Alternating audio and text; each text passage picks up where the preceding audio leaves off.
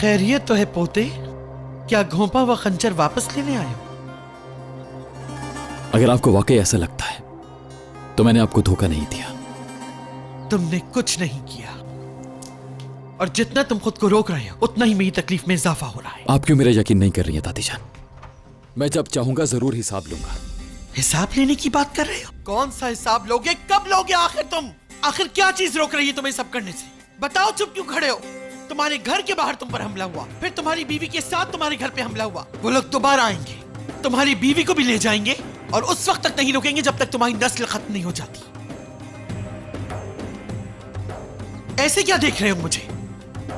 या तो अपने हाथों में हथियार उठाकर तैयार हो जाओ, या फिर एक तरफ हो जाओ और कह दो कि असलान बे खानदान के लोग खौफजदा हो गए, लेकिन अजीजा असलान बे उनसे नहीं डरेगी और अपनी पूरी ताकत से अपनी नस्ल को बचाएगी, ताकि किसी के आगे तुम लोगों का सर न झुक सके। बस कर जाए दादी जान, मुझे किसी का कोई डर नहीं है, और वहां जाना भी मेरे लिए कोई बड़ा मसला नहीं है। आप कहती थी ना, ये खानदान तुमसे आगे बढ़ेगा मीरान। जो मैं कहूंगा बिल्कुल वैसा ही होगा, इसलिए जिस वक्त मैं चाहूंगा तभी हिसाब चुकता किया जाएगा।